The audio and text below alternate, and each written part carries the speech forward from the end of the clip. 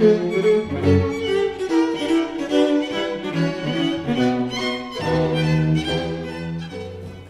so just let me remind you what I was describing informally last time, and now I present kind of algebra behind it, which was essentially due to Mendel. So the key observation from where it starts, kind of biological, it's quite simple, but one could see there was something kind of remarkable behind it, and that was that when there are certain phenotypes, phenotypic features, which always appear in a very sharp and discrete form. For example, you may have two kinds of flowers, and I mean, the flowers, and they may come into different phenotypes, say red and white, and it's never mixes. There is no mixture there. There's either red or white, and there were other features like that.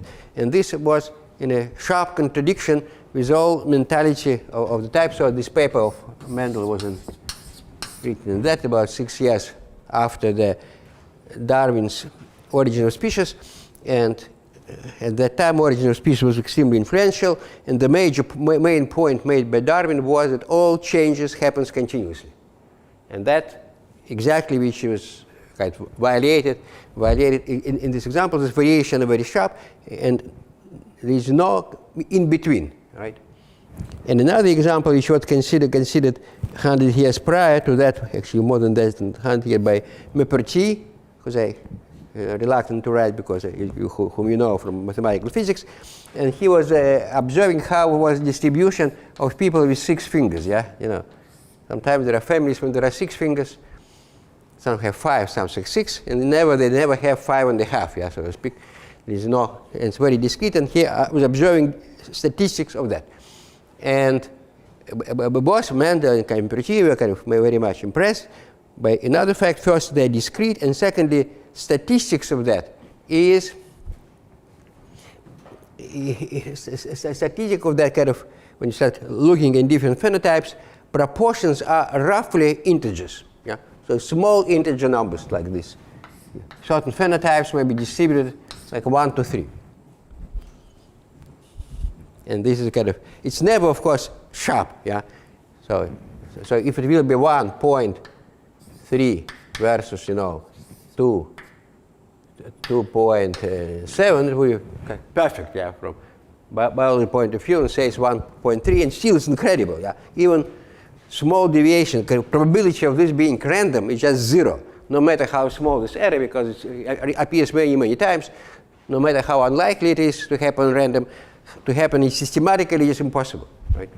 And this was realized by Maupertuis, who developed kind of conjectural theory different from Mendelian, which was not quite correct.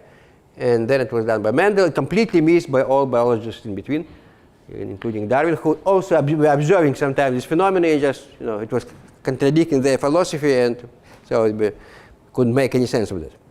As you know, the first publication of Darwin paper, this actually was quite also amusing in many respects. This is when his first Origin of Species appeared. First, the major premises there was completely false, and it was pointed out to him that his model of heredity would never give the observable phenomena. Exactly this continuity, whatever variation, advantages for variation you have, it will be dissipated, and that's it. And then Darwin so he missed it, but then solution he suggested was kind of what is now called returning to Lamarckism. It was not Lamarck who suggested that that new features you acquire during life may be inherited, but this now called Lamarckism incorrectly, and Darwin accepted that. So Darwin couldn't figure out what to do, and on the other hand, in the same first edition, he's not a somewhat inexplicable point. He analyzes, and this is extremely good example of how things fit concepts of natural selection, because usually examples which brought in books are completely kind of irrelevant. Yeah, they're completely wrong. Yeah, I mean, they don't show anything like growing, long neck of a giraffe or whatever. They just can be explained, or rather interpreted billions of ways. But what Darwin observed, that there is one particular phenomenon which is not so obvious and kind of paradoxical, and this is preservation of the sex ratio. That very many species have ratio half to half, despite the fact that their mating habits such that, like in particular for the sea elephants, when usually for one male there are about 10 female. And the question is why we still have the same ratio. It would be kind of look absurd, because most of the males were not functional. Why at birth they were the same proportion? And Darwin gave an explanation quite reasonable. And then in the following edition, however, this explanation disappeared. And Darwin was writing that this was a mystery, how it could be. And then about 70 years later, somewhere in 1920, Fisher, who was a great statistician and mathematical biologist, suggests an explanation. Indeed, if you look from the point of view of your rights, very simple, kind of very simple logic, kind of saying that it must be so, because if some, albeit you need fewer male, but each male will have more descendants, 10 times more than female, and therefore it equilibrates and give you one half ratio. However, if you think about this carefully, actually I remember last year I spoke to Larry Guth about that, and he immediately found the flaw in this argument. Yeah, it's superficially right, but Fisher never wrote it. It's usually he referred to. And apparently it's not totally clear actually how it works. And Darwin apparently realized that, and it disappeared from his later editions. Because usually people who said it, they say, well, because he was not editing himself, there was some mistake. But I don't think so. Yeah? There is some interesting, actually logical, non-trivial logical point. And this, how it could be. What sustained this ratio being close to 1/2. But anyway, so there was this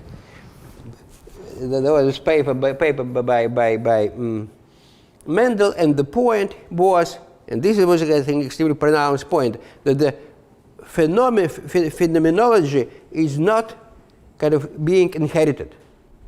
And this again was a major misconception of people before Mendel. And they made all this kind of evolution theory as nonsensical before him. What being inherited is some features, namely units, which is we'll call gene 20 years later. He didn't have this terminology. And so each gene was composition in diplodal organism of two alleles, and these are being inherited. These being inheritable units, and what we are observing, so there were two variables, say A and B, and phenotypes was function of A and B. But what was inherited, it was A and B, but not F. And this, in the way, for that reason, the result could have been not obvious. For example, when you mix two flowers, or say red flowers could have white descendants, right? We have two parents, both are being red, and the children may be white. And the reason that the function, if you have here red and white for A and B, and color would be the function, and the kind of typical function here would be that this will be always red unless this, yeah. Out of 4 combinations, only one give white, white.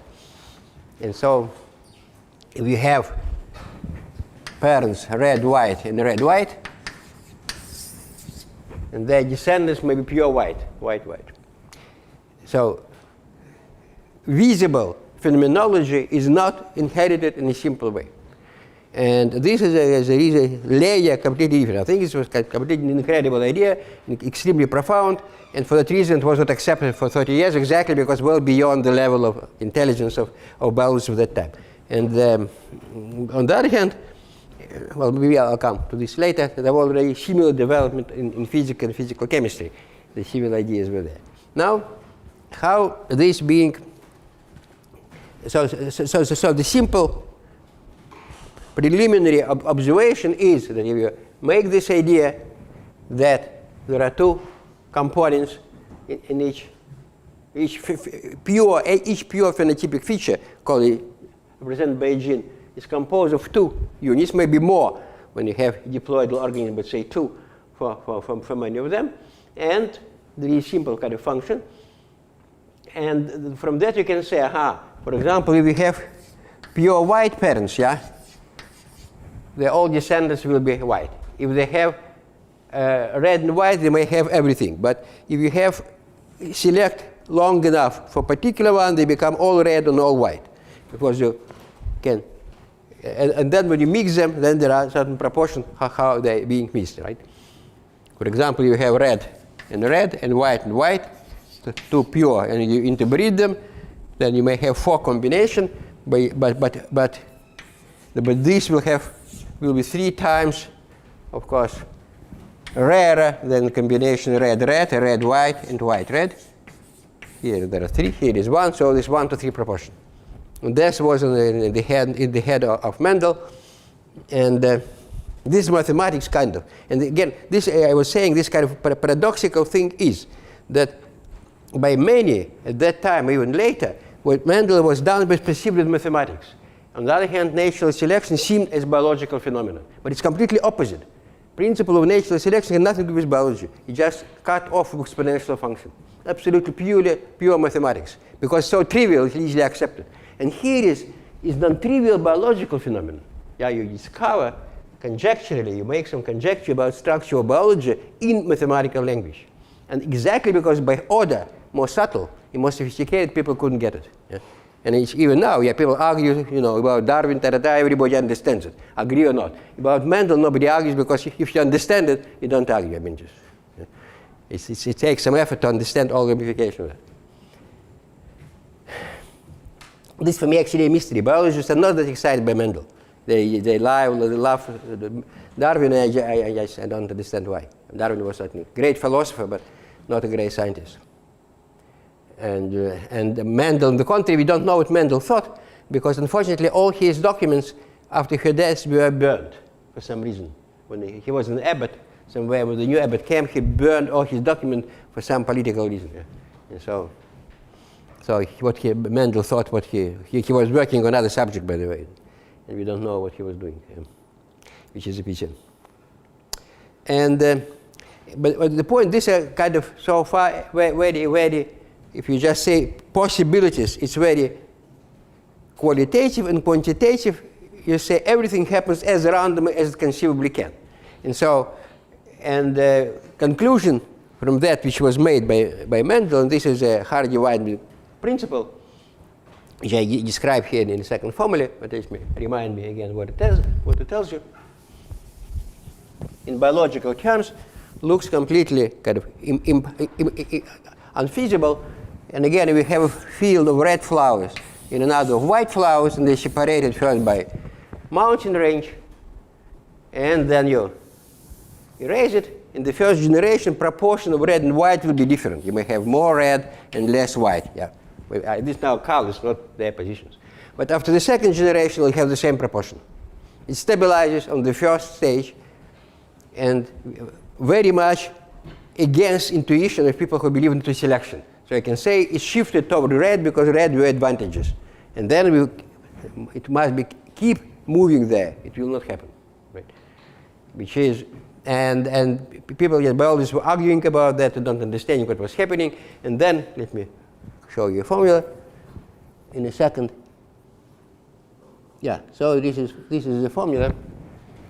And this exactly corresponds to a certain square of some map equal to itself. It's important, and this is actually the formula.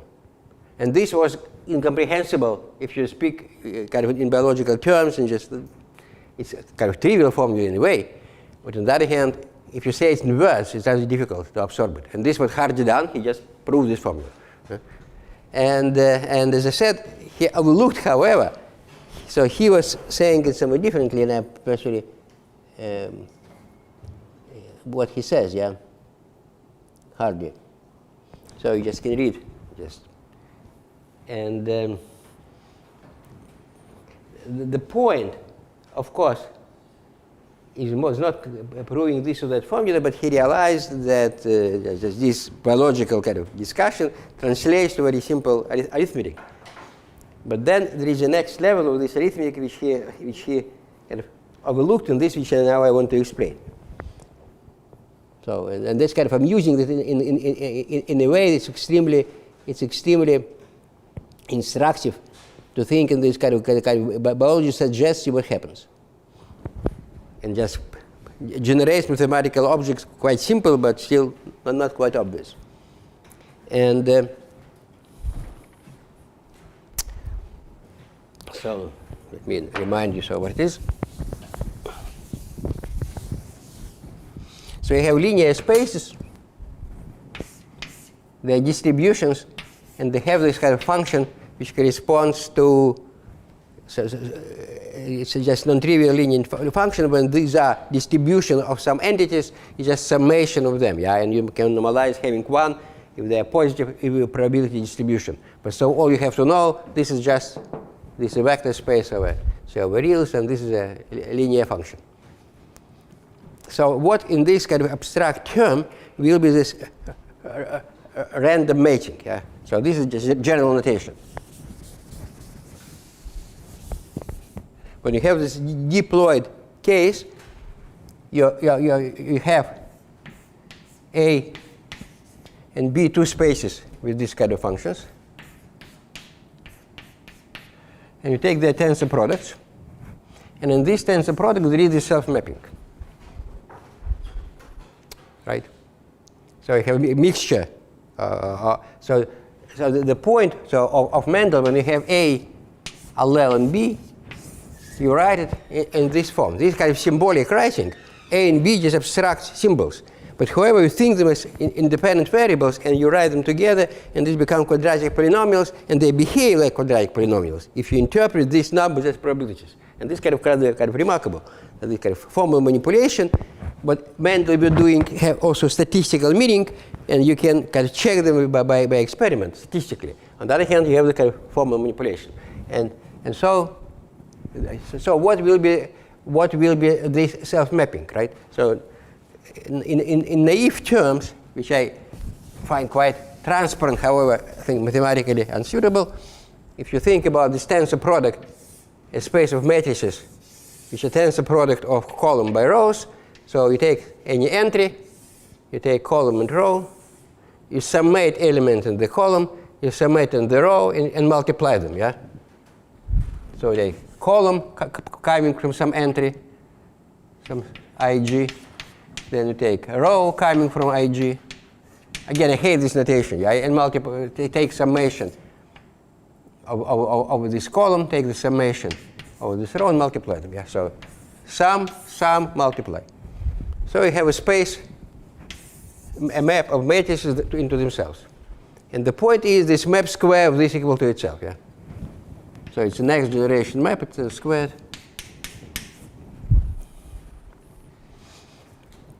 And this is what happened there. Another point, that the moment you make the description, you have pretty high symmetry in the picture, which was not before.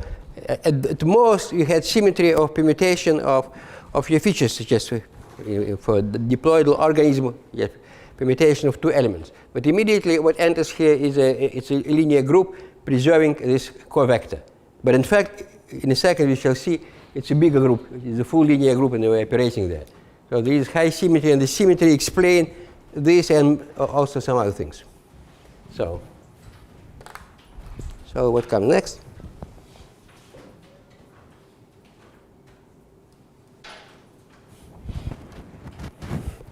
And this is the formula in terms, again, this I described in a kind of algebraic term. This is extremely kind of easy to see, but if you come back to this distribution picture, so you have the distribution of genes, but corresponding distribution of these alleles will be A plus B. And so it's kind of bizarre map from polynomial point of view. You have a polynomial, you replace each product you replace by sum.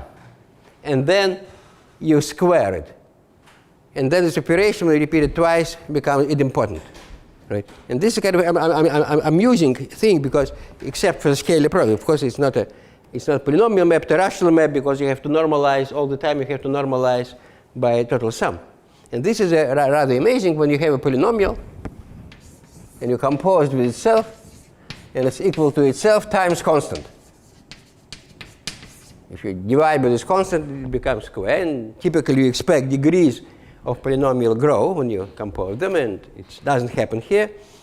And if you in the next level, we shall see that this is exactly the same phenomenon which brings in nilpotent Lie groups. Nilpotent Lie groups, nilpotent algebraic groups, exactly of this kind. Yeah, when you have group of polynomial transformations which transform certain space and degree doesn't grow.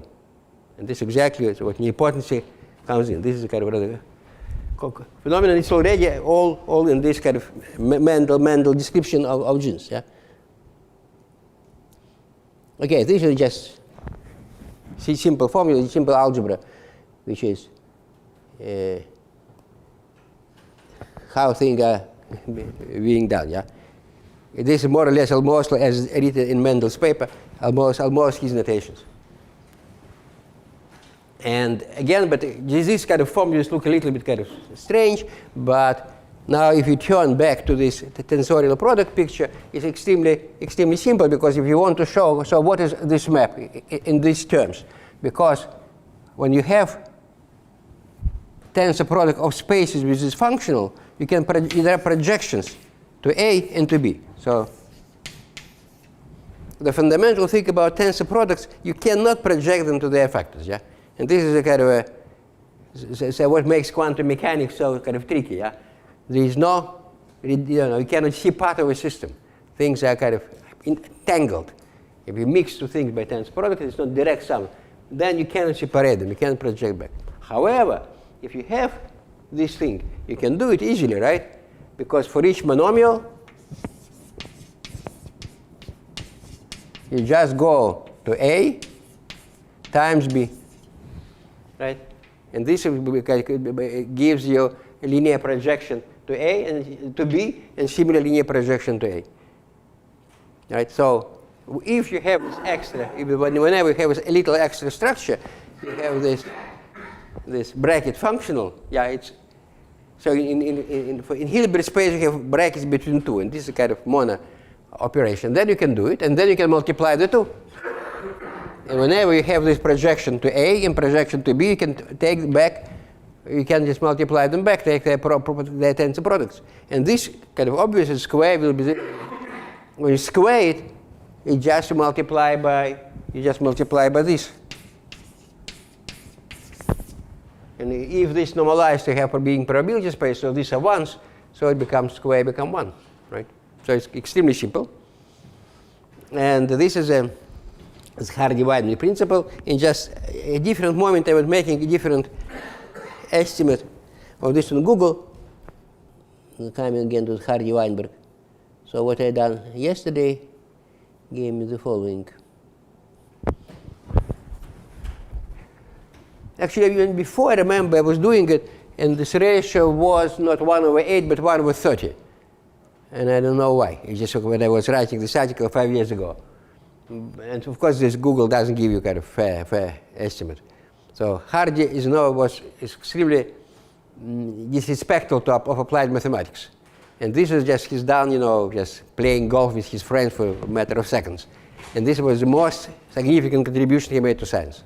Just, in science, nobody cares about anything he's done except for this kind of computation, which is it's in a way it's not relevant to true genetics, but still it gives you kind of frame for thinking, yeah, and always being referred to, because the problem is that in biological system really this never happens, yeah. We never have this pure mixing, this random mating, because there are extra factors, and one of course is selection,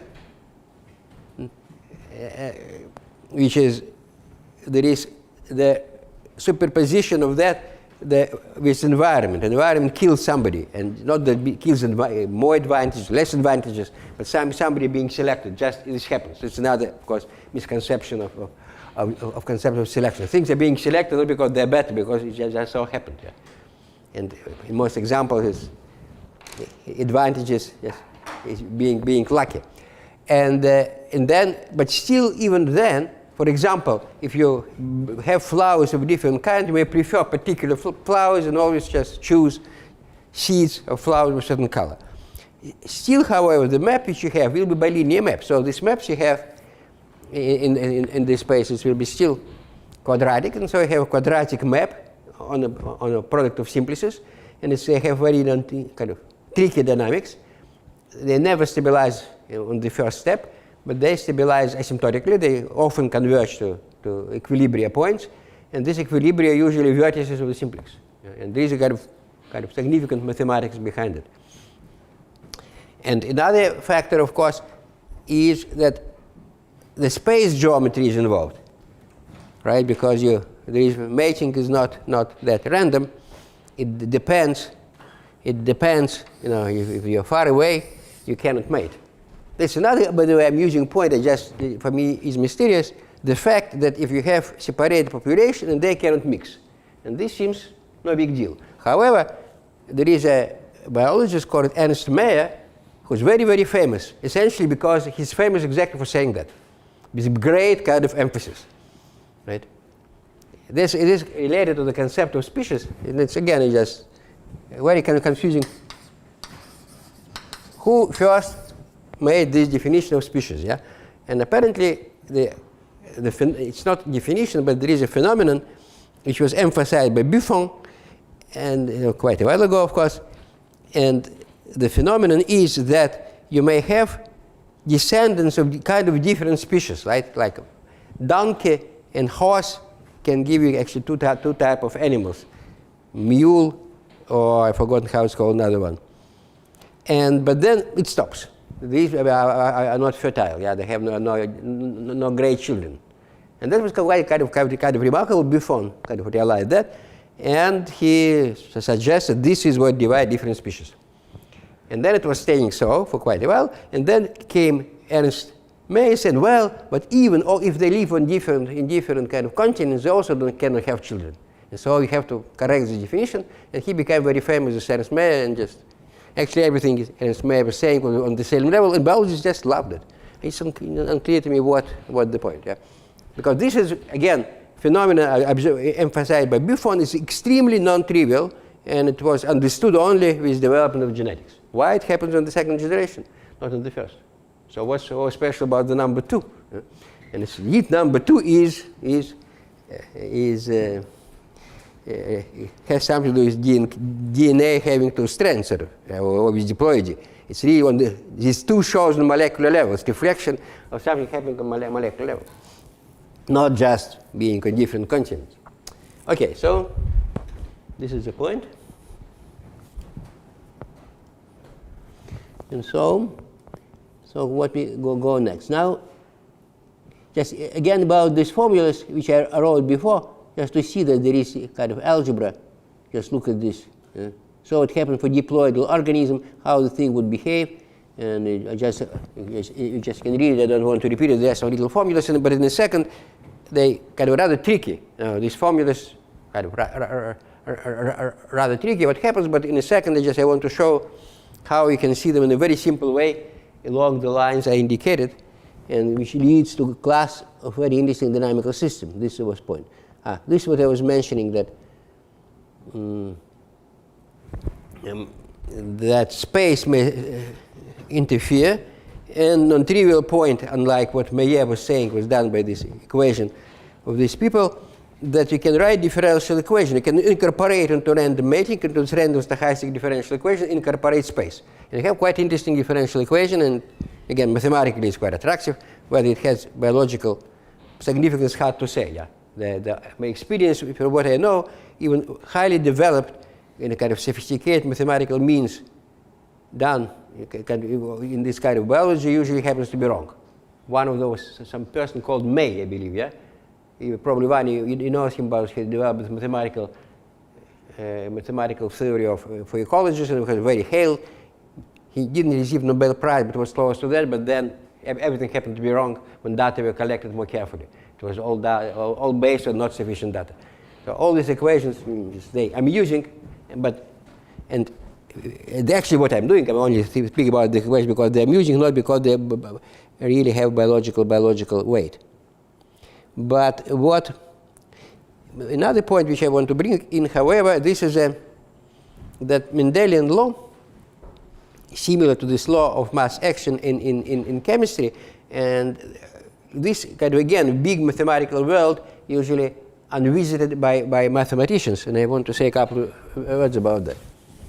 So when you have a chemical reaction, and there are some ingredients, and this molecule must come together, probability of them coming together is product of densities with some weights of each of them, right? The more of them have to come together, the less likely it is. Which means that you immediately arrive at class of polynomial equations, differential equations with polynomial coefficients. And, however, these equations and the way to look at them is absolutely not the way mathematicians speak about differential equations. So first, it should be noted, I think it's correct, somebody told to me, I haven't checked myself, that say 2/3, if not more, of all articles on differential equations are written by chemists, not by mathematicians. They have a huge amount of equations they want to understand. And secondly, their philosophy is nothing to do with classical, what we know nowadays, stability of dynamical systems. Because one of the major points in chemistry, at least in industrial chemistry, that even when you have a simple process like burning of hydrogen, the number of intermediate products just goes in hundreds. And so one of the phenomenon, so this is what I said, give you immediately differential equation. However, if you look actually deeper at this chemistry, you see it's not like that. There are lots and lots of intermediate products. Yet the equation behave as if, the process behave as if they're not there. So there is a remarkable phenomenon, purely mathematical. You have a process when there are lots and lots of ingredients, but they're somehow being erased, and only you have a shadow, and you have this naive equation. This equation, by the way, was discovered by Gulbert and Baage in Norway a few years before Mendel, but that paper was completely kind of went unnoticed, and then was rediscovered about 15 years later by somebody else, by Van Hoff, and it was kind of interesting also point. This is a major equation, of course, in chemistry, like in biology, just ideal chemistry, not real chemistry, but mathematically it's extremely kind of interesting class of equations, and there are 2 points. They are very different from what mathematicians do. So one, it runs in a high-dimensional space, but this number, it's not a number. It's high-dimensional space where here it's some structural object, because there are many different chemicals, have different properties, have different input. So, and in many cases, you can reduce this dynamic to understanding combinatorics of this set representing dimension, right? So, yes, one work which I know here, and again, it's done by applied mathematicians. Actually, I know 2, both by applied mathematicians. But in fact, one of them probably pertains to what is now called tropical geometry. That there is a kind of tropical limit of this equation because these parameters spread a kind of large way. And so there is a limit of many of these system of differential equations that become combinatorial. And this correspond, yes, this has been done in a model when the equations are linear. And again, it's quite very amusing that you look at the system of linear equations with constant coefficients. And you believe you know everything about that. It's just linear algebra. However, if you think about this linear algebra, so you have this space of matrices, and what happens to this equation depends on how the matrix degenerates. And so this depends on stratification by rank of the matrices, and some curve how you approach it.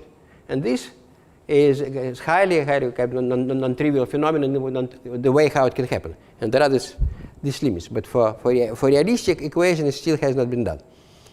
And another instance of that, of this kind of differential, is the point which I want to partly make with these lectures, that dynamical systems motivated, say, by biology or chemistry, are infinitely far from what was done by mathematicians for the last 40, 50 years. There is a well-developed theory of differential equations, partly supported by physics, but completely kind of missing the problems in either in chemistry or in biology, just completely kind of oriented in a different way. So one of the point is the dimension is not a number, never.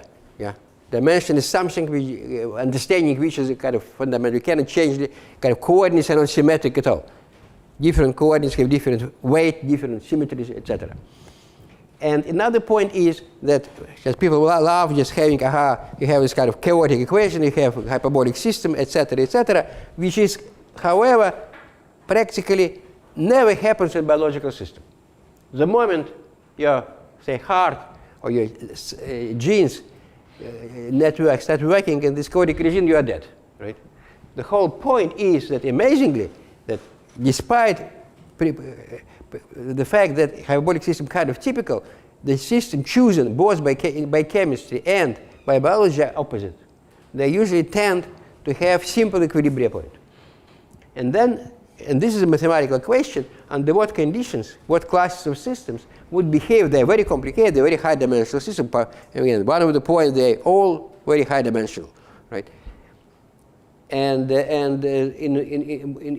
why they behave in such a simple way. And this is extremely, again, controversial issue because, for example, the following point is completely kind of not settled. Say, if you say in cell, the regulation or function of the cell, there are a variety of enzymes, and the point is it essential that enzyme have certain parameters very finely tuned, or they're very robust? And that's unclear. And there are just, you speak with people who have very opposite views on that. So, and it's one point. Secondly, concept of stability, in all very simple examples, does not fit stability, the stability of kind of how it's understood in dynamical system, in the classical, more modern dynamical system theory. For example, and just again, if you think in simple terms, it's kind of obvious to you. We are rather stable with respect to very many perturbations. You can the temperature, you can eat various kind of food, and you function. But you have tiny little molecule of something poisonous, and you are dead. All right. So you're stable in particular range. So this stability is very kind of specified stability, and there is no mathematics for that. Yeah. But again, this is diversion. Yeah. So this is instance of this of Mendel when things are quite nice. So this I'm describing this what I told you. Why the square is idempotent, yeah. Yes. What I wrote before. Yes, in tensorial terms, just this formula which I wrote before. See, so this formula is a generalization of this what I wrote you before, this formula of Hardy.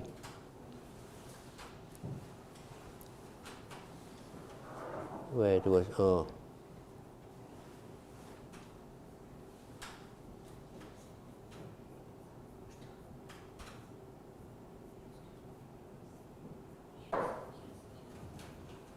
Yeah, here is a formula which Hardy wrote, essentially, and just saying, well, this is multiplication type table mathematics. However, this formula, if you write it properly, reduces to just what I wrote before, and which would, yeah, to what's written here, yeah, A times B equals C or something, right? This implies that. So there is no addition in this formula. It's purely multiplicative formula, right? In a way, it's multiplication table, but only multiplication. And it's not about numbers, but just associativity of the product. And this, I mean, is unclear to me. So why Hardy overlooked that? Because you don't have to write any formulas to see that. Yeah, it's not computational fact. It's just coming from Poincaré, from symmetry of that. But then it becomes more interesting when you look for diploid organisms. They are not very, very common, but mathematically, it's really kind of become kind of more amusing, and this brings in the next level of mathematical picture. So how you think about that?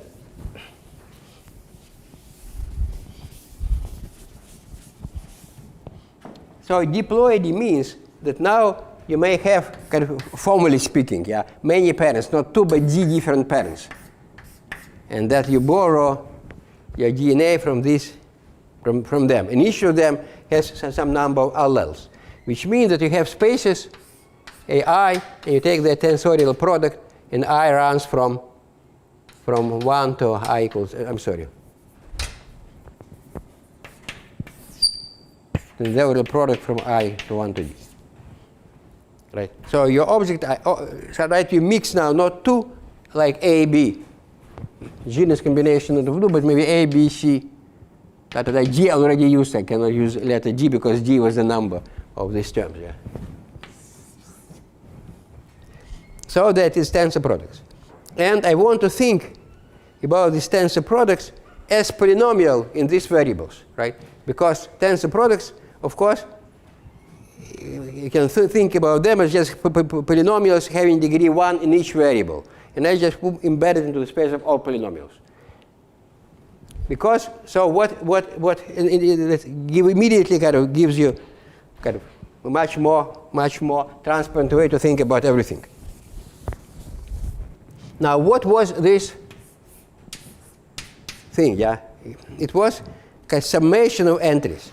Now, when you have polynomial and you sum of all coefficients, it corresponds to evaluate polynomial at some vector 1, 1, 1 is coordinate 1, 1. However, polynomial is just all the same, so you can easily take point 0. And so this may be understood as just free term of the polynomial. So just this means polynomial, take its value at 0. And immediately all formulas disappear. Yes, all these formulas in genetics immediately disappear because it's free term. You don't have to make summation. You just, because the space of polynomials is invariant on the translation of the base space. So this is what you have.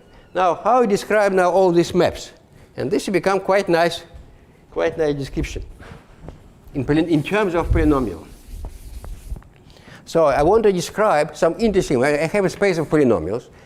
They have some variables divided into some D groups, yeah, corresponding to different alleles, right? And a priori polynomials have degree 1 in each of them, but we don't have to bother about this anymore. We don't have to say it. They're just polynomial. How we can map space of polynomial into themselves in this kind of style, yeah? So what these maps are now, they are as follows.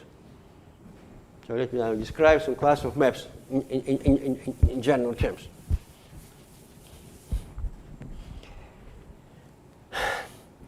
So I have this projection, remember, A times B.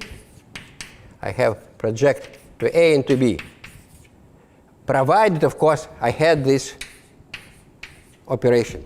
So what it means in terms of polynomial. So to each polynomial, in many variables, I want to assign polynomial in fewer variables. So, but if this variable split, I just project my space to this coordinate. And when I project it and pull it back. So I have a very simple projection from polynomials on the whole space. They come to polynomial here, and then again extend to the whole space. So I have this endomorphism in the space of polynomials just induced a projection to the coordinate space. Right? And then what I'm doing, so these are corresponding to these projections. But then I just can multiply them. And then these are my maps. So I have endomorphisms in the ring of polynomials. This endomorphism corresponds to projection to this subspace. And then I multiply them.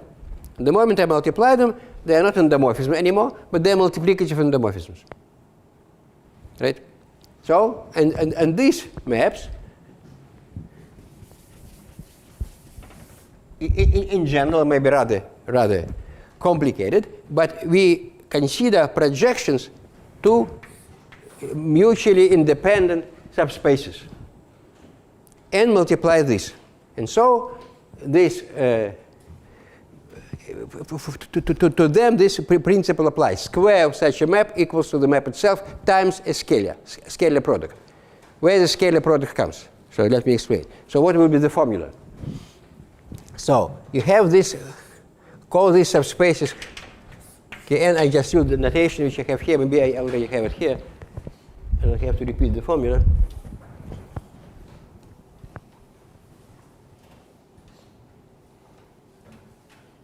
Yeah, this was written what I was saying, and now there is this formula.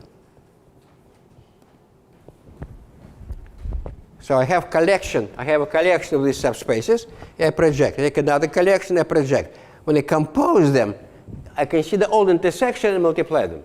It's a very simple formula, which in the case when you apply, the way essential is that which I suppressed, but it's had to be said. Even if we have an empty subspace, operation makes sense. It's just taking the free term, constant term as a polynomial, right? So empty sets, empty coordinate sets, or 0 ones still give you something. They give you a free term of your polynomial. Like when you evaluate polynomial 0, all coordinates 0, all remains a free term. So, and we have this one given by ki, another given by k prime j. So what you do, all their intersection and take their product. But the constant coming exactly when they have empty intersections. And so there is this formula. Again, it's simple algebra, but it has, again, this quasi-biological meaning. That you compose, when you multiply such a map with itself, you come up with the same map, but with a coefficient, with this free constant term in this degree corresponding how many this intersection are empty. Right? And this is this most general Hardy-Weinberg formula. If you look, yes, actually, from where I started, because I was trying to read this in Wikipedia, and I didn't bring, there's a formula there, you know, just huge formula describing that, and it's so huge because you evaluate polynomial at the wrong point. And then it has all these binomial coefficients, just tremendous mess coming in. But in this is just what happens here. Okay, now, so what, but these are not the real maps, just, yes.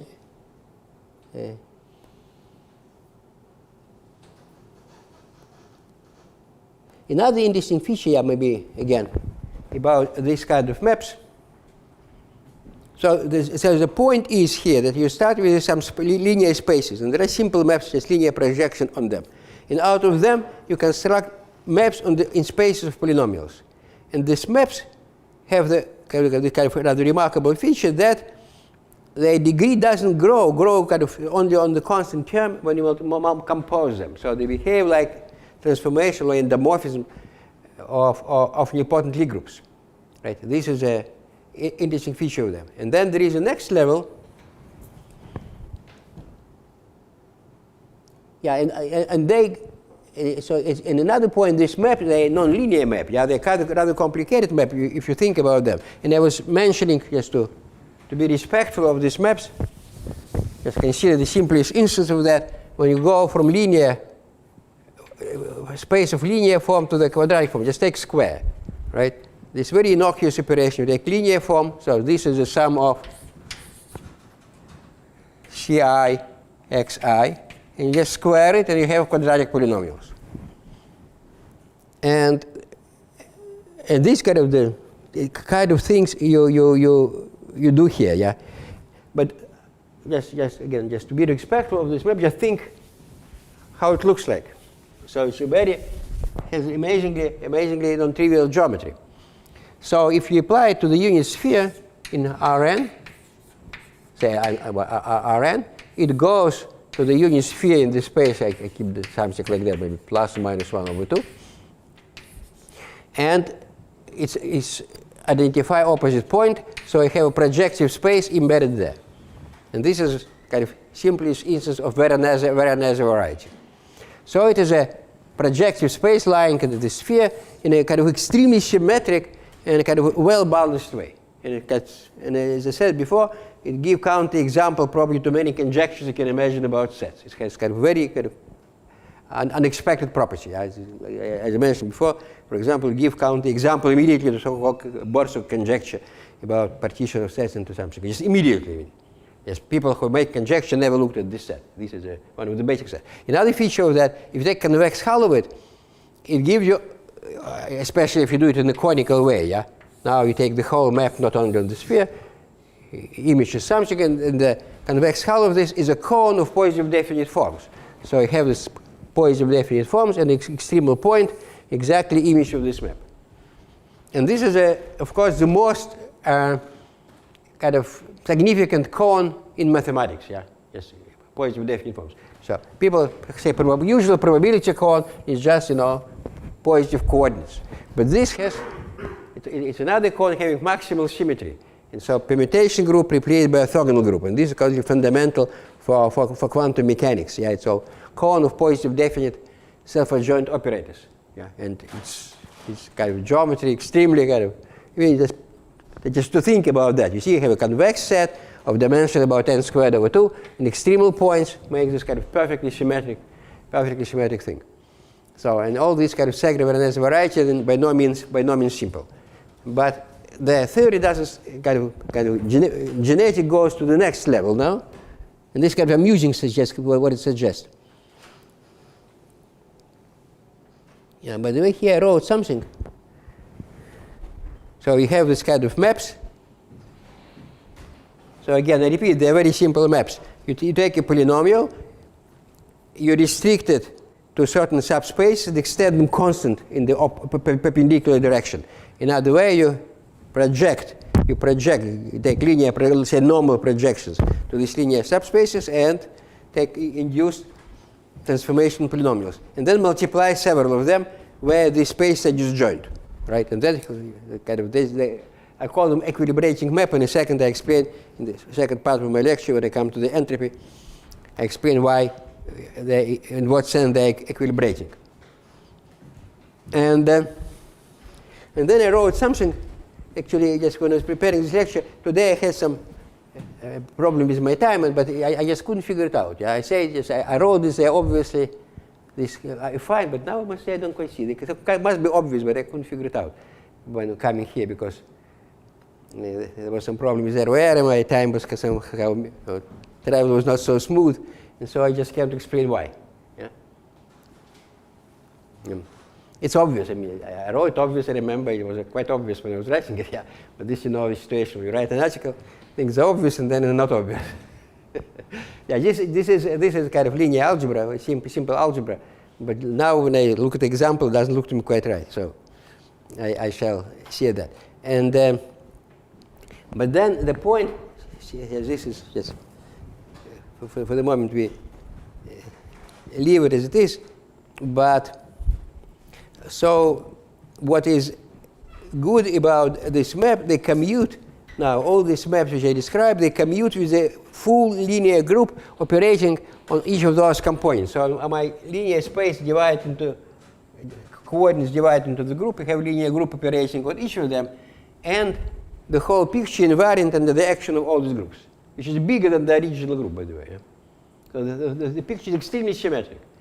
In particular, you can scale polynomials. You just can multiply each variable by a constant, and which brings kind of thing from afar, localizes them, which shows that these maps actually linearizable. Of course, there is another kind of linearization, which I had to mention before. So these maps have all very simple dynamics. But another reason for that was as follows: that if these maps preserve degrees of polynomials. So polynomials of degree in each variable less than something remain these properties. For example, have linear form. You multiply them, total degree grows, but degree with respect to each variable doesn't grow. So.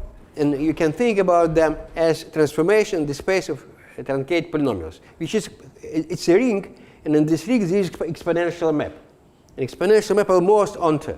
So if any polynomial which starts with positive free term, constant term admits a logarithm. And this again shows that this, and this is by the way present in many work.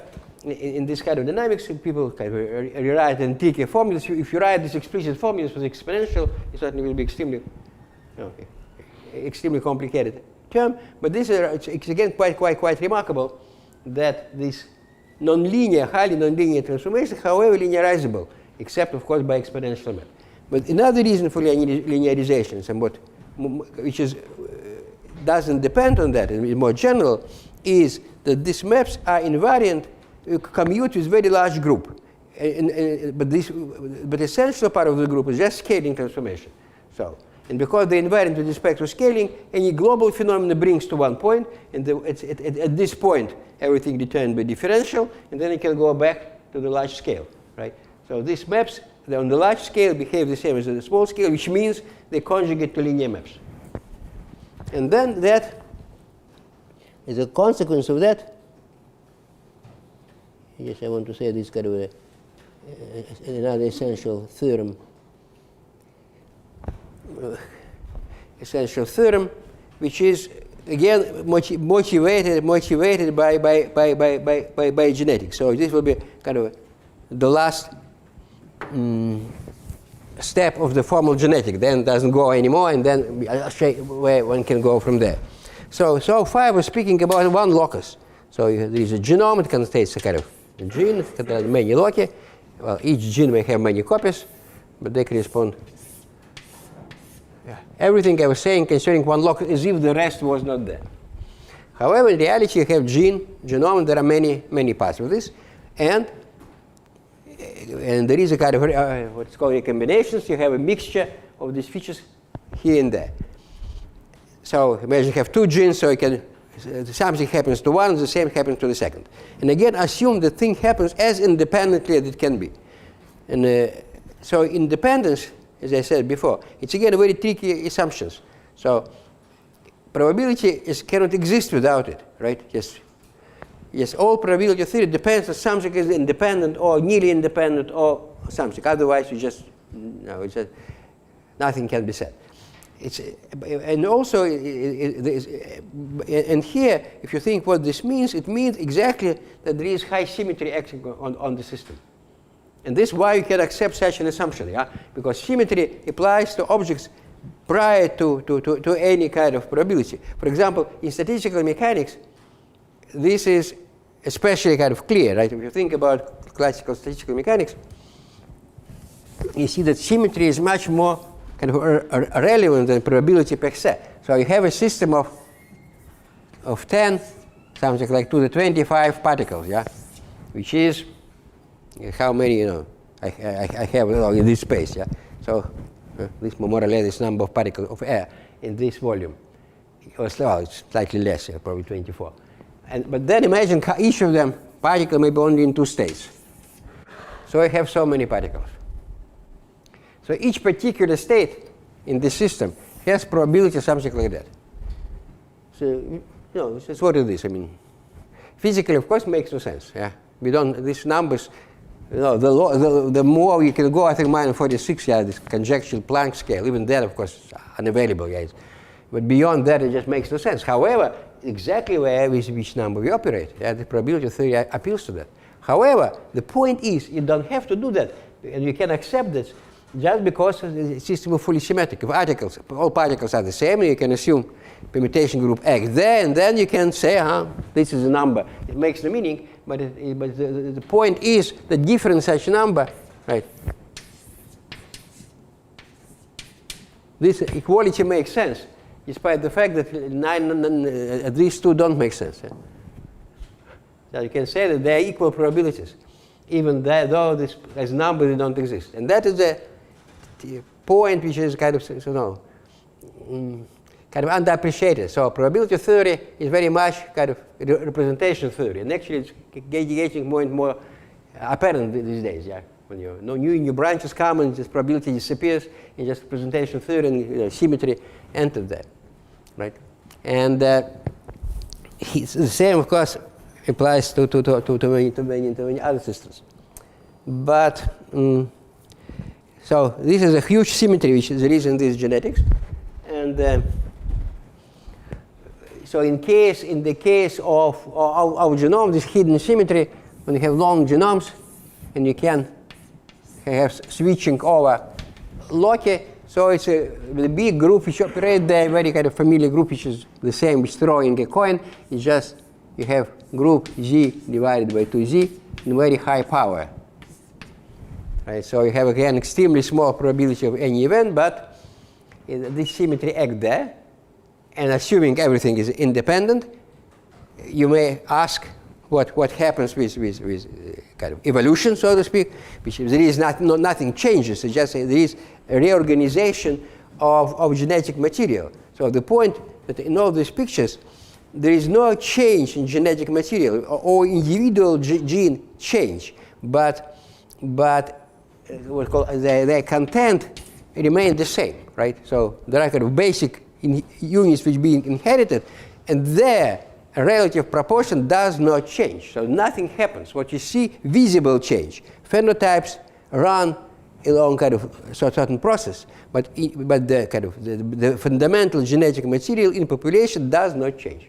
And this is exactly what the principle of Mendel, where it was in great disagreement with Darwin. In fact, it does, because there are mutations, but this is a secondary effect, right? All this evolution happens on a much slower scale, in essentially invisible, yeah? in nature. You see it very poorly. Yeah? But what you see is kind of this mixture of rearrangement of alleles in populations, which is, for undermating, it's constant, right? Just nothing happens. And however, there are many of them which doesn't stabilize on the first step. However, it is exponentially converges to equilibrium. And this is this theorem of this guy which I mentioned. And this follows from the fact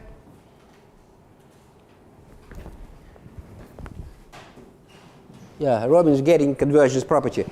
It says that if you have this now any kind of population and they exchange, they have a random mating, a random recombination, the exponentially fast converge to equilibrium situation, where equilibrium means that your polynomial is product of polynomials with respect to each variable. So we remember these variables divided into these blocks, and so the distribution of polynomials will be just product of these polynomials. And this is where we come from. And the formula for that, the maps which are involved are just which one described. They are not this original multiplicative endomorphisms, but they are convex combinations. But however, because each of them invariant under this big linear group, they behave as if as linear maps. So essentially, this convex combination of them behave like linear maps. So there is one attractive fixed point. And then immediately you may ask, what are kind of, so the formalism coming to what you arrive kind of mathematically is the following class of dynamics. You have a commutative algebra, in this case truncated polynomials, or it may be infinite dimensional algebra, and you have some endomorphism of this algebra. So I know, so alpha I. And this, if it is commutative algebra, this endomorphism corresponds to self-mapping of the space of maximal ideals. So they think about them as function in a certain space, or some quotient of some space of functions, and so there are simple transformations. And then there are very simple, otherwise nothing works. Then you can see the products of those for certain, and then you take convex combination of this. Right? You multiply some of them and then take convex combination. And from that you produce often kind of simple, comprehensible, but still non-trivial dynamics. And this is kind of outshot from a mathematical point of view at what kind of dynamics you want to understand. Right? So you start from this kind of random breeding and come to this class of the dynamical systems, and you want to understand them and see, what are the examples. So one of the examples, which is the one I described.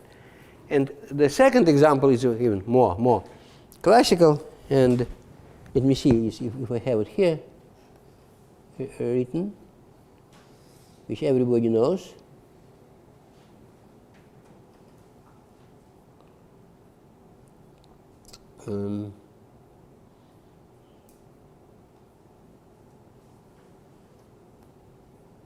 Yeah, it's here. What I was skipping is just different variation of the theorem.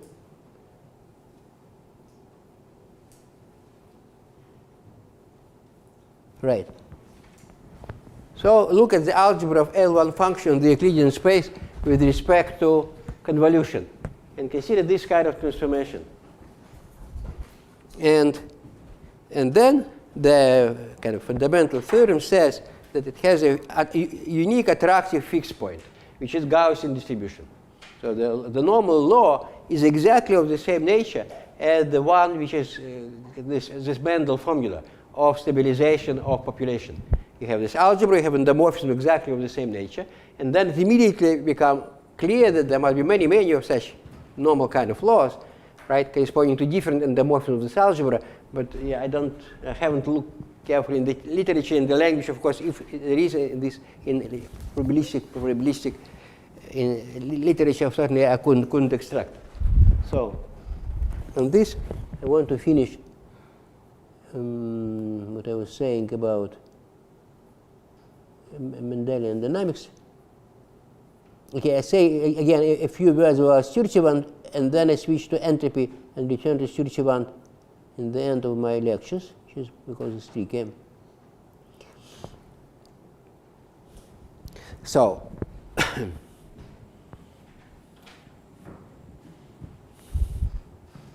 because this more or less kind of mathematics we know, and there are many suggestions which has not been pursued, but they're still kind of within traditional mathematics. But then there was a next very simple step, again, biologically, relatively simple step. Simple by description, not simple by how it was achieved, quite ingenious, which potentially brings a very different kind of mathematics which has not been at all touched at all by mathematicians. And I was mentioning this last time, and I want to repeat it again. And it was done brought up by Sturtevant, who worked in the lab of Morgan. And that the same kind of logic, similar kind of Mendelian type of logic, allows you to reconstruct the geometry of the genome. Namely, that before any kind of understanding of molecular knowledge of genes, just knowing that there are these units behind pure phenotypes. So if you breed animal for some particular feature, and eventually you know there's a definite kind of phenotype, it may appear in certain forms. And then you know it's a result of decomposition of usually several units, usually of 2, who deploy the organism, and there are only 2 alleles. Yeah? So there are these hidden units of inheritance which are not phenotypes. You see, that's the whole point. They're kind of hidden. But having this idea in mind, you can say the genes, which are a combination of these, are organized geometrically, lie on a line. Right? So here we have this kind of abstract, kind of polynomial trata, where this line may come, by this one-dimensional geometry, and how we can see it. And so the idea of Sturtevant was extremely simple, and so he reconstructs. I think for him it was a priori clear that it must be linear, but what he actually done, he determined position of about a dozen genes on one of the chromosomes who was positioned where. And so what input he had. So the input was this collection of these Drosophila flies in the lab of Morgan. They have bred fly with very pure properties, and then we are interbreeding them and looking at statistics of appearance of different features. Right? And because they were kind of purely bred, they could say how different genes were recombining and appearing there. On the basis of this kind of statistical data, one could say, that these features corresponding, representing genes, were actually linearly organized. There was a linear geometry there, right? And it looks first completely incredible, but then it's very similar, in my view, to what Poincaré was suggesting. Our brain reconstructs spatial symmetry out of images, right? So this is a problem that you have your eyes, there is a retina, you move your head, image moves, so this image and this image, they have nothing in common for a brain. Yeah? They come to different neurons, to different places, enter brain in different spots. In what sense, how you know they're the same image? Right? And that's, so Poincaré was considering this, and he suggested some solution, again, idea of a solution, of course, and which is, I think, very much in the spirit of what we know today of what neuroscience we're doing. Of course, neuroscientists don't know of Poincaré. And Sturtevant didn't know about Poincaré either. But mathematically, it is very similar phenomenon. And what enters here now, say about 31 much easier, the idea is as follows. So you can recognize genes by features. So genes are just something representing certain phenotypes, right? And then you observe that certain phenotypes often go along, right? For example, you may have, black hair and long hands more often than not. Of course, for its different features go for flies. Flies, their basic features, the color of their eyes, the color of their body, the shape of the body, the shape of the wings. They develop the whole language, how to describe precisely these features. You observe that some of these features will go along more often than others. And then you say, aha, so how it happens? That recombination occurs when you cut these two brands and switch this to this.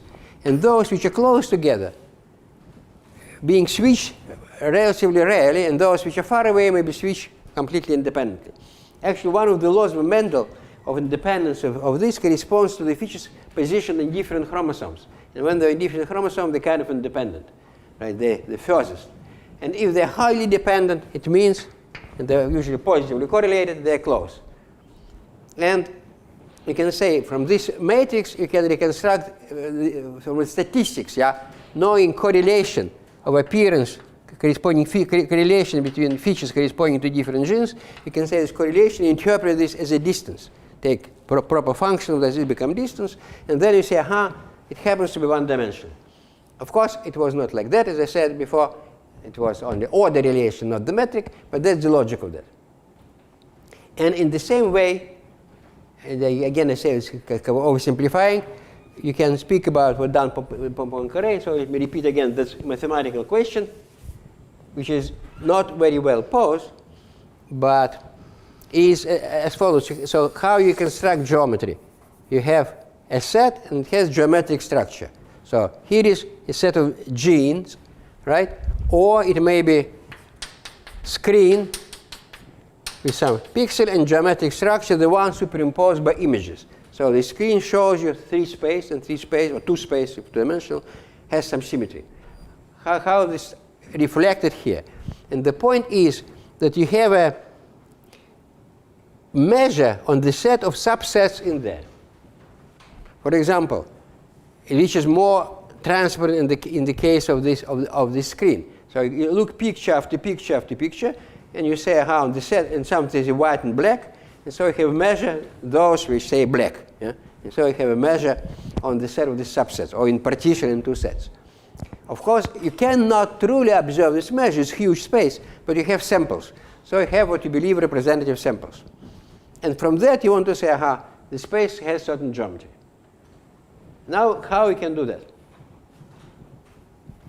Say, here or there, let's do the same you done here, done for images. So again, the way you imagine it, you have your pixel, and then they enumerate in some idiotic way. You don't know how they enumerate it, right?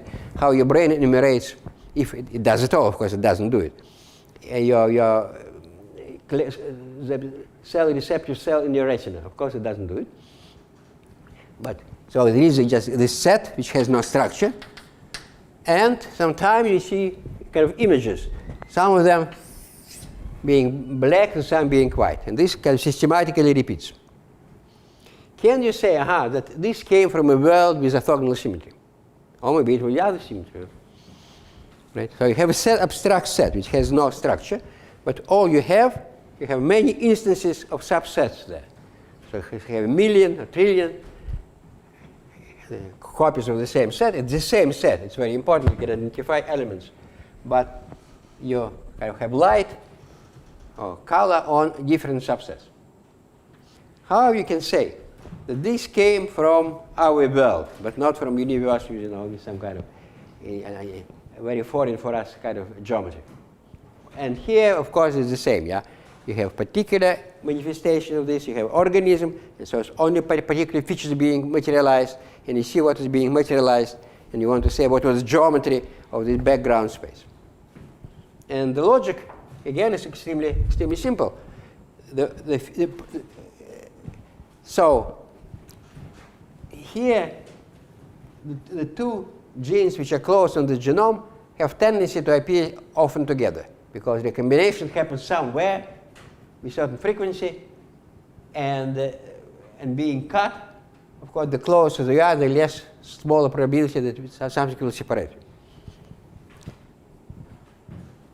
And the same is true about real images. This is from where all structures start, yeah? That if you have, and this is, of course, you have to use in the real world, if you have an image, then, for example, if you put here and you have brown color, with very high probability, much higher than on random, nearby point will be also brown rather than red, yeah? And this kind of enormous effect looks not very little, but because it appears many times, it's exponentially dominant, right? It's kind of, it seems very weak, yeah? Because you pass the boundary and color changes. You may have a very small spot, very small domain. However, because it happens systematically, right, no matter how much you gain in probability, it may be different between kind of, instead of 0 1/2, it may be 0 kind of 4 9 9 9 9, right, or something like that. But this is enormous kind of difference if it repeated many times, yeah, because it repeated many times, it goes into exponential and become. So whether you have this number or you have from the very beginning this number, it kind of makes very little difference. Yeah. They both become infinity or 0 when you iterate them, right?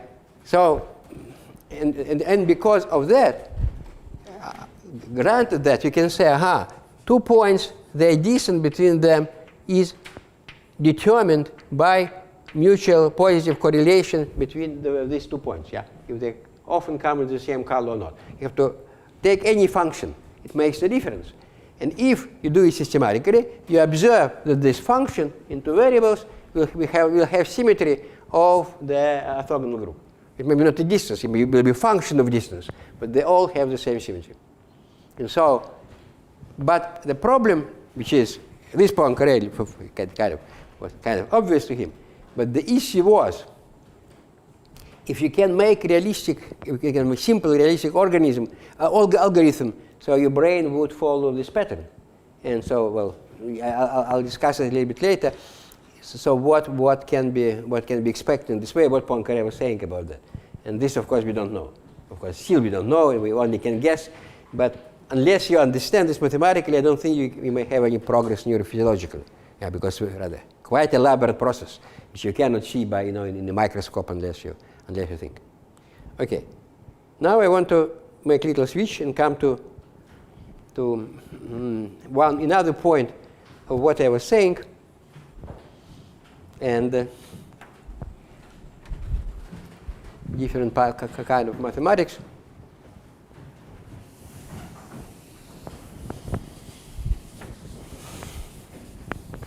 So maybe I summarize where Mendelian dynamics brings us. At some point remained a little bit unclear, and I want to elaborate on this point. So one was that it brings forth the following class of dynamical system. You have commutative topological algebra. You have some family of endomorphisms.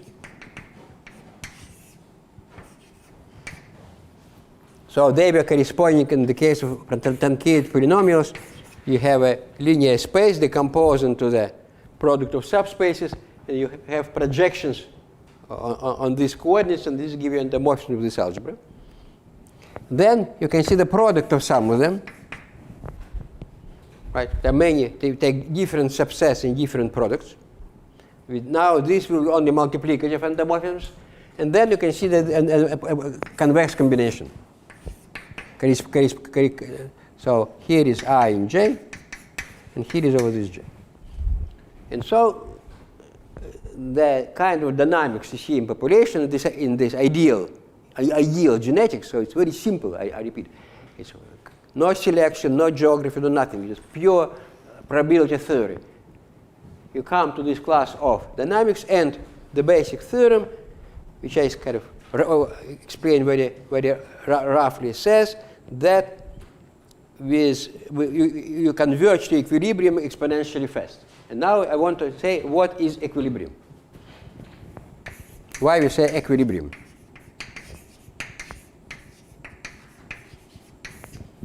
So far it was just dynamics, and this is kind of quite interesting class of dynamics. This is a class of dynamical system which kind of comes in many occasions, and it's not quite clear. So the point again would be not just look at this in a general case, but find condition on this endomorphism, especially when this algebra is an algebra of functions, so they come from endomorphism, from topology, homeomorphism, or continuous self-mapping of the space of maximal ideals, when such maps behave in a nice way. A nice way would be when there is a fixed point, either attractive or at least hyperbolic. So it will be attractive, except maybe find in many directions where it may be repelling. Right? These are dynamics which are understandable and kind of feasible, the simplest possible. So again, it's opposite to the view of usual dynamics. Usually in dynamics, you consider simple space and look for most complicated dynamical systems. And here we look at a rather complicated space, but we want to know the simplest system there. And this corresponds more or less to biology and to chemistry. You have a huge complicated space, but dynamics there are rather simple, right? Rather robust and essentially like fixed point dynamics. How this can be, and this is a model for that, right? So this is one thing. And another thing about equilibrium, and related to this, concepts of entropy.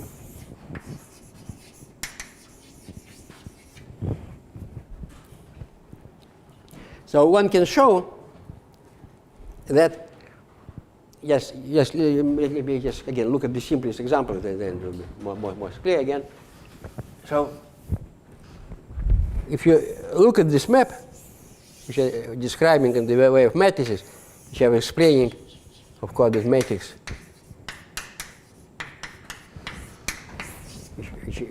nobody knows what matrix is, yeah? It's amazing that mathematicians say about matrix, but what is a matrix? Yeah? I always ask, what is a matrix? Yeah? What is mathematical definition of a matrix? Right? And you have all this abstract mathematics, set theory, and then you say, it's a square table written on the blackboard. Right? It's not so obvious what matrix is. And because in different contexts, maybe something different. But anyway, we stick to that and we consider this. Especially the case I want to emphasize when n is a positive numbers and the total sum is 1.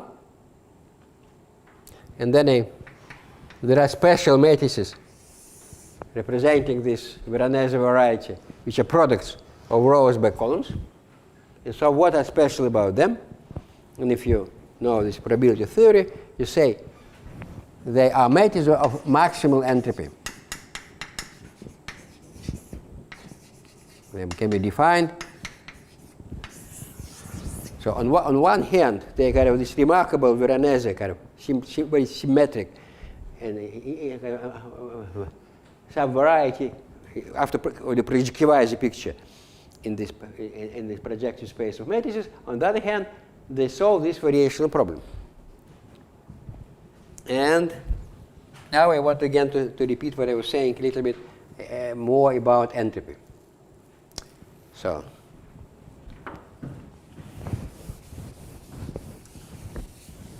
this process of random matching is just very physical process. Yeah, entropy goes up and converges to its maximal value. In what sense is maximal? It's maximal if you consider measures here, which has given projections. Now, it's a measure, meaning you have a square table and you put numbers in these places. And they are positive, some equal 1, that's a measure. So a discrete measure on this. No, maybe I do it like that. So you put positive weights in all the squares such that these sums are given and these sums are given to you. So the two projections of this measure are given to you. Each of them has maximal entropy. And I remind you what incorrectly called definition of the entropy when you have this weights p sub I it is sum of this, yes. It's minus sum of pi sub log of pi. It's not a definition. I guess I want to say, yes, this is what you find, of course, in textbooks, and of course you cannot take it as a definition. Right? But why log? Why not, x? Why not sine? Why not cosine? I mean, right? It's kind of absurd as a definition. However, temporarily take it, and then, because here the tradition was, again, I repeat, it was written as if it was written by Boltzmann, which was, interestingly enough, not. It was written first by Planck, this formula, and then it was kind of reiterated many times, especially by Shannon in the discrete context, and it's certainly a fundamental concept. But my understanding in Boltzmann, though it was not implicit, it was really proven. It is, entropy was defined differently, and I want to kind of repeat definition of Boltzmann in the kind of in its modern terms, and then this will be kind of outcome of this. However, the fundamental property is this Shannon, what is called Shannon inequality, that if you consider all measures with given projections, then entropy of this will be smaller than the sum of these two entropies, and the equality is if and only if this is product of these two. Okay, so it's kind of this rank 1 matrix. And this is not difficult inequality in a way, but still kind of significant. And why this pi and log pi? And now let me explain this in what I think is better terms.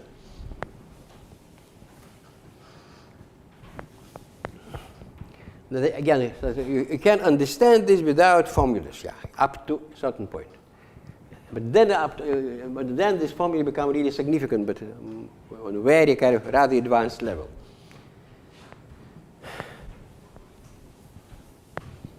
And so this is.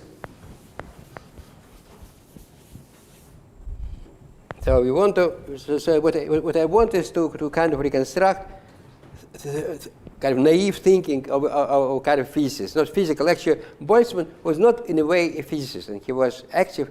Physicists did not take him for a physicist. He was considered applied mathematician. He was extremely mathematically minded, and he made fundamental contribution to physics, but still he was essentially a mathematician. And so what he was doing, he was not discovering new physical laws. He was really discovering how to put them into a new mathematical framework. And now, just in modern language, I think what he was thinking, just I read his kind of book on gas theory a long time ago, but I certainly don't remember that the feeling you can get is as follows. So you have these objects, finite probability spaces. And the extremely kind of simple-minded object is just a bunch of stones, and you normalize their weights, total sum will be 1. You take the units of measurement such that total weight is 1. And this bunch of these stones. So this already, for me, abusive notation, because you use here numbers, and there is no numbers in there, right? They're not ordered by no means, just these stones. And then you can bring some stones together. Better think about them not as stones, as drops of water. For example, you can bring this together, it will be slightly one bigger one, and this together will be this one. And this means that that's probability spaces, and there are morphisms between them. So it's a category. And in a second, I explain how physically this actually you have it. You don't have these numbers, you really have category. Right? These objects themselves, the spaces, you just don't see them, but you see these morphisms. And this is the point I want to make. It look again. I was saying it already. I keep repeating it. You can say, when you have this arrow, it's as if you have just this inequality, right? This space is bigger than another, because all this map has surjection. So but the fundamental difference, conceptual, notational, is when we'll be speaking about entropy, we'll have entropy over morphisms. You cannot write entropy of this sign. It's just meaningless. They're logically different objects, having morphism or putting this sign. And this kind of looks very trivial, kind of different, but this completely changes perspective. Right? So I want to think this as an arrow. the moment I have it, certainly you must be careful. This is a category which is topological category, right? Because there is topology inside. These are real numbers, they're not abstract. Of course, this makes sense when they are objects from any additive group. However, or even semi-group, but for me they're real numbers, so I remember topology secretly. But then they're saying, if I have a category, and out of this I want to produce something simple. And this simple, the recipe of that, we take the growth-ending group of this category without thinking, right? Say growth-ending group. This is topological category, so growth-ending group. A priori, it will be not a group. Group is a next level, take semi-group, which means just when you have a morphism f g equal h, right? You say that f plus g equal h in this growth-ending group, right? As simple as that. You just make everything commutative. And then you have because topological category, you get some topological semigroup. If you don't take topological, you have something huge, uncountable, it will be too bad, yeah. So, but you take it, in topology, there is only one topology you can do it. And the moment you say it, you may just think what the semigroup will be, and this will be the semigroup of positive of numbers greater than 1 under multiplication.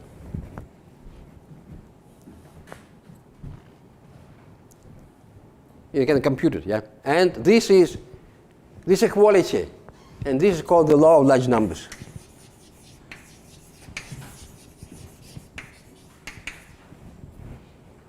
And then log, so for each morphism, in particular to each object, which is a morphism to one point, there is one point space here, you assign this element of growth in the group, and this happens to be a number, and for some reason you take log of this. And this again is highly not obvious why you take log, but you may take log. Naturally, it's multiplicative group, but you take log. And then you have entropy. And you cannot argue with this. Yeah? This growth in the group is not something, ad hoc given to you. It is just inside of this structure. Now let's explain why it is so. And I think it's quite neat. It's just, of course, there is no new technically anything new, what I'm saying, but conceptually I think it gives you feeling much better about entropy. When you see this, and this I think how Boltzmann was thinking about that, and I explain why. And then it follows, it's moreover given by this formula. You can compute it easily once you know that. But it is the law of large numbers behind it. Otherwise it would make no sense. This formula makes sense only because of the law of large numbers. And then lots of properties of entropy, which we prove by some computation, just follow from functoriality. Because natural, functorial, Trinitarian, just in particular the Shannon inequality, which I said, namely that if you have measure and has these two projections, then entropy of the whole thing less or equal than the sum of the two. And it is kind of become just exactly kind of physical, naive, which I explained, naive physical reasoning becomes rigorous proof because it's functorial. Right? So everything which was kind of blamed about on Boltzmann that he was not rigorous. And I think the point is mathematics was not ready. Mathematics had no language to say what he was saying. And there were two points. Yeah, one, it was functorial language he had in mind. And yes, I think it applies to many other things he's done and still not transformed to the modern language, like Boltzmann equation. Right? So, for example, this is a Boltzmann entropy. And you can say this element from growth in the group, and then you are happy. And just, of course, you have to prove law of large numbers. But you know beforehand what it is. Now, what is Boltzmann equation? Of course, people don't know what it is. They write this equation absurd, yeah? Because if you think about this, you know about this equation, you don't have to write it. But you cannot say it in words. And you write a formula because you have no mathematical language to say exactly what it is. It also is a functor between certain categories, but you don't know what the categories are. Right? And this is how Boltzmann was thinking. And objection of mathematicians in particular were because he was saying it in the language of mathematics of 19th century. And another, of course, thing he was using all the time implicitly was non-standard analysis. Always he was thinking those terms again and again. This language was not ready, as we can say it now, because in a way, entropy must be understood as growth in the group of non-standard completion of this category. Kind of the better way to think about that is when you use it's unneeded at the beginning, but when you go deeper, you see it becomes absolutely essential you have to take so-called non-standard completion of this non-standard model of this category. You have to look at spaces when all these numbers become infinite, because it only appears in the limit, and this is not surprising, and that's what you see in physics when you have rather big numbers. Okay, now let me explain why it is so, why this growth in the group enters here. And so what is the law of large numbers? So first, in this context, this is an essential point. Actually, I don't know. It's certainly what I'm saying is in slightly different terms, is well known, but I couldn't find I must admit, references. For some of them, I found words people use, yeah, and in probability theory, but not for everything. So, what is the law of large numbers?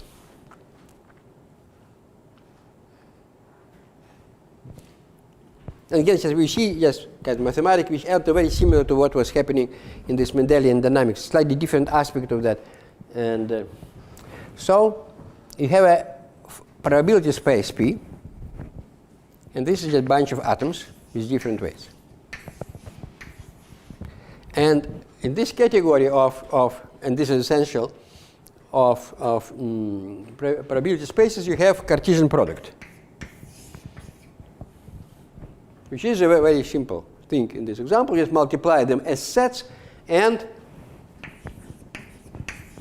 when you have atom here and atom here, the weight will be product of two atoms. Yeah, better to say you have segment here, you have the square. Yeah, it means unquestionable product. You must be careful actually in what sense it is a product, but it is Cartesian product.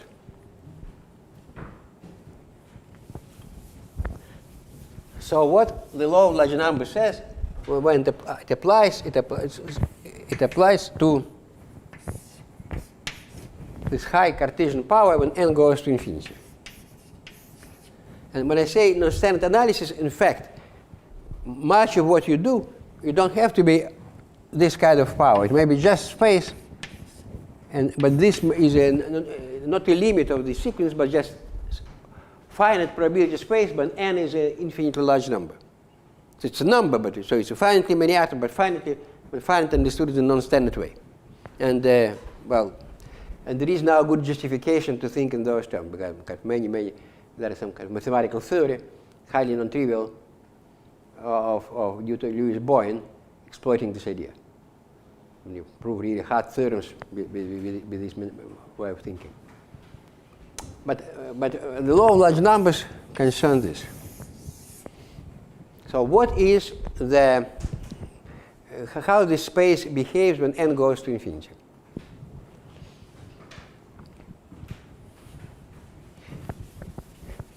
Now, among all probability spaces, there are something we can call homogeneous spaces. And homogeneous, of course, where all atoms have equal weight. And observe this again, it's kind of categorical notion. Yeah? It kind of makes sense purely categorically. You say it in those terms, but you can be homogeneous, and the objects are highly homogeneous. And the law of large numbers says that these things, when n goes to infinity, or maybe we say 2 to p to the n, is asymptotically homogeneous.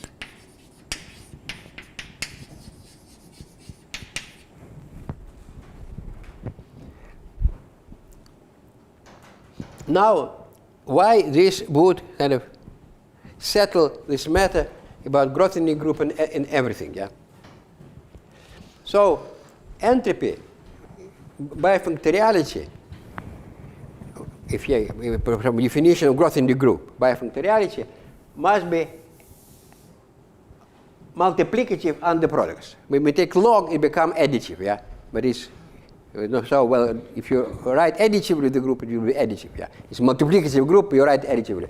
So you have entropy, whatever it is, of P times Q must be equal entropy of P times or cross, depending again on your notations, of entropy of Q. That's the kind of consequence of So here I speak about entropy of objects rather than morphisms. In this particular instance, it's kind of, it is sufficient. But of course, when you go kind of next level, it becomes it's not at all the same. Yeah. And on the other hand, so if something is homogeneous and kind of the only kind of, you look at the category of sets and corresponding kind of growth in the group, whatever, of course, everything you have is just cardinality of a set, right? So your entropy must be kind of generalization of cardinality. So when the homogeneous object, and this is a question of normalization. As I said, is growth in the group what I said, but there is some ambiguity about what is one in the, what is one, yeah, what is kind of, can multiply it by a constant or by use different base of logarithm. And so normalization would be when all atoms have equal weight, you want this entropy to be equal cardinality. If it's cardinality, it will be multiplicative. If it's log of cardinality, it will be additive. Right? So this is normalization you have. It must be understood that there are lots of functions with this property. A priori, there are enormous number of this. For example, if you take sum of weights squared, or well, cube, or whatever. This quantity is multiplicative under this Cartesian products, right? So there are lots and lots of them. If you think in terms of a Laplace transform, it is a whole kind of world of. You can describe all these multiplicative invariances. It will be essentially the space of function, all Laplace transform of all these weights. Yeah. Well, essentially, of course, the APIs to the power lambda and their combinations. Yeah. So huge number of them. And which corresponds to Laplace transform, of course, of the corresponding distribution functions. But the point is, yeah, that the usual entropy is kind of has extra property. So these are multiplicative for all weights. But the entropy which you construct will be not. It will be kind of marginally multiplicative only under the condition that sum of pi equals 1. So in particular, this you can check. This is simple computation, but it's not a kind of a priori obvious. You have to check it. But this thing is, this entropy satisfies this property. I can put minus here. It doesn't hurt. But only using this condition. If you take something like that, you don't need any condition. You put here any lambda, yeah. And this thing is multiplicative, of course. This norm is multiplicative, but the entropy will be additive only under this condition. But another feature of that it is maximally continuous. It's certainly when you say this kind of topological category, which topology you use, and you have to use exactly topology which guaranteed by the law of large numbers. And as I said, the law of large numbers says the thing is asymptotically homogeneous. So when you take very high power, almost all atoms will have almost the same weights. And this is the law of large numbers, because when applied to log, so if you apply formula additive, of course you can use multiplicative group, but if you use it in logative form, you take log p, think about this function, this probability space. And this function becomes almost constant additively, which means that all atoms become approximately equal. What does it mean approximately? In what sense? So it's in a rather weak sense, but exactly in this weak topology which you use for entropy. So let me explain what is. Yeah, well, I have just 2 words, and then we'll continue next time. So I have to compare. I want to compare 2 different probability spaces and say what means they're close. And then I can say what it means to be close to a homogeneous space, right? So I need to introduce some kind of metric on the space of probability spaces. And here immediately, when I do that, I have to work with non-standard numbers. So n will be very, very large number. It will be not property of individual space. It only makes sense when numbers are huge, and only that will be used. Yeah. So we don't care about spaces being close as they are. They must be close when n goes to infinity. Or better to think about this as a kind of non-standard number. Non-standard being huge, non-specified number, right? And this is the following thing. there are two notions of being close, and they being kind of brought up together. One is additive and one is multiplicative. And this is, again, quite significant, because in probability theory there is both additivity of measure and multiplicativity coming from kind of independence. Yeah? And you have to use both of them. It's very simple. Kind of the most naive you can do will be there. Additive is very simple. If you have one measure space and throw away subset of small measure, you agree it is close. So if n is infinitely large, you throw away infinitely small piece of measure, and they become equal. Okay? So this is why non-standard analysis is very convenient. You don't have to specify this number. Right? In the limit, it means when n goes to infinity, you throw away small in smaller part, and the rest, what remains, is close. So they converge. And secondly, what do you mean multiplicatively? Multiplicatively is trickier. So here you see the number n does not enter. Yeah, just something small. This makes sense regardless of number. When you take multiplicative, we have two spaces, and we have weights here and weights there. You look at their ratio.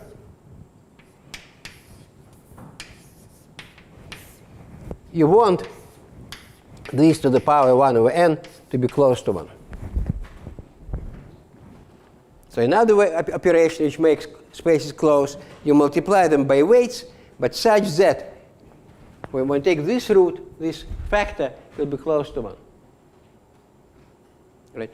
So you mix these two notions of closeness, and then you can say, well, that two spaces depending on parameter n and another parameter n, so their distance goes to 0. Now it makes sense. It means that one obtained by another by two of these operations. Finitely many, if you wish, but two will do. Yeah, you allow throwing edging sets of small measure, and you multiply them by weights, such that square root of this, not square root, this root of this will be small to 1. And the law of large numbers says, in this sense, for this power, there is a sequence Qn, or called Hn, of homogeneous spaces such that their distance converges to 0. So for sufficiently large n, every space approximated by homogeneous spaces. And then, the moment you say it, you kind of know anything about entropy, because entropy is multiplicative by definition, by functoriality. And now we know it also must be continuous with respect to this metric. So when you take p to the n, because it becomes asymptotically homogeneous, its entropy will be equal to the entropy of this, but because you took nth power entropy multiplies by n, so I have to take entropy of this creature and divide by n in this kind of Grothendieck group. By law of large numbers, but because it became constant, it becomes cardinality. And so it's log of cardinality. So everything you have to know about entropy, you can read it from cardinality. You can forget about measures. It's just the same as cardinality. It's exactly mentality of Boltzmann. So what is entropy of a system? It's the number of states. Entropy is log of the number of states. So there is no weights. Weights disappear when the system is large enough, because all weights become equal. And so everything reduced to this kind of a homogeneous case. And anything you want to prove about entropy follows from what you know about sets. So next time I explain how you kind of elaborate on that in the same functorial way you continue, because this is entropy about just finite measure spaces. And kind of the big advance of entropy was in dynamical system, I think in 1958. When Kolmogorov proven that entropy serves as this kind of entropy serves as invariant of dynamical system. He introduced this dynamical entropy, and then it was kind of polished by Sinai, and this entropic theory. And then you shall see that if you take this point of view, this becomes kind of apparent. Yeah, you don't have to even. Both formulation proofs become just you don't know what to automatic. Just all these definitions, because it's just extension, just purely functorial categorical extension of what I said. You extend this language and complete it in a categorical way, and you arrive at all the theory. and it's one. And then more recently, about a couple of years ago, there was another line exactly, I mean, following just Boltzmann kind of reasoning. Yeah? You just take Boltzmann reasoning, what he was saying, translate it to this language, and you get all this Kolmogorov-Sinai entropy with all definition and theorems. Just from words, I mean, for nothing. Just reinterpret what Boltzmann says in a categorical way. And what he says is just hand-waving, by the way. There is no kind of really hardcore mathematics in that. Yeah? But more subtle point was done recently when you pursue this another line of thought corresponding to this non-standard analysis. And this is more subtle, and this was elaborated by Louis Boyen, and you have a next extension of the entropy which is much more sophisticated when it solves more difficult question and brings us to what we don't know. So, and so next time I'll start explaining how you can arrive at all that by kind of thinking in kind of physical terms. It will be as remote from physics as what I was saying here was remote from biology, but you start with what you think is physics, and as a mathematician just translate a very naive thing into mathematical language. Partly I've done it, and then I can do it in a more elaborate way next time. Okay, so today it's finished.